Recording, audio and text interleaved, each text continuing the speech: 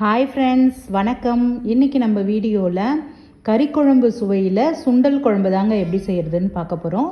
இந்த குழம்பு நீங்கள் சப்பாத்தி, பூரி, இட்லி, தோசை, சுட சுட சாதத்துக்கு கூட சூப்பராக இருக்கும். வாங்க இந்த குழம்பு எப்படி வைக்கிறதுன்னு நம்ம வீடியோக்குள்ளே போய் பார்த்துடலாம்.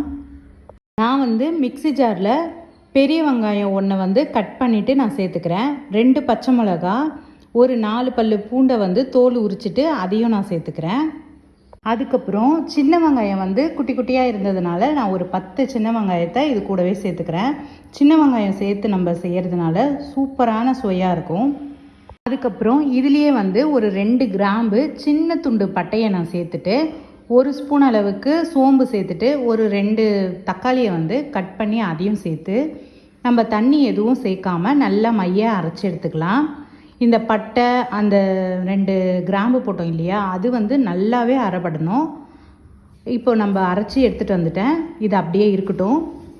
இப்போ நான் ஸ்டவ்வை பற்ற வச்சு ஒரு பாத்திரம் வச்சுட்டு கொஞ்சமாக எண்ணெய் ஊற்றிட்டு ஒரு வெங்காயம், பெரிய வெங்காயத்தை கட் பண்ணி வச்சுருக்கேன். அதையும் சேர்த்து நம்ம நல்லா வதக்கி விட்டுக்கலாம் அந்த எண்ணெயில்.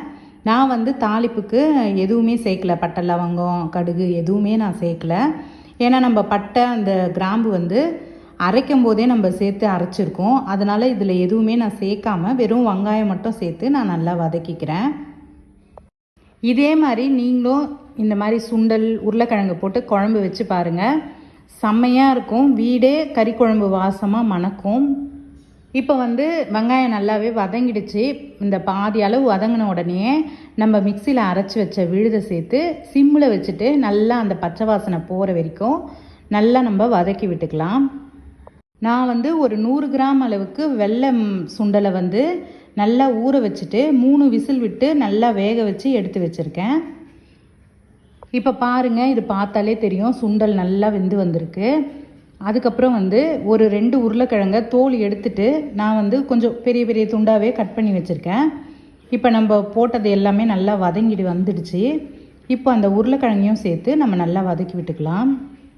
இப்போ இதுலேயே நான் 1 ஸ்பூன் அளவுக்கு மிளகாத்தூள், ஒரு 1/4 ஸ்பூன் அளவுக்கு மஞ்சத்தூள், 1 ஸ்பூன் அளவுக்கு கரம் மசாலா சேர்த்துக்கிறேன். நீங்கள் காரத்துக்கு ஏற்ற மாதிரி சேர்த்துக்கோங்க.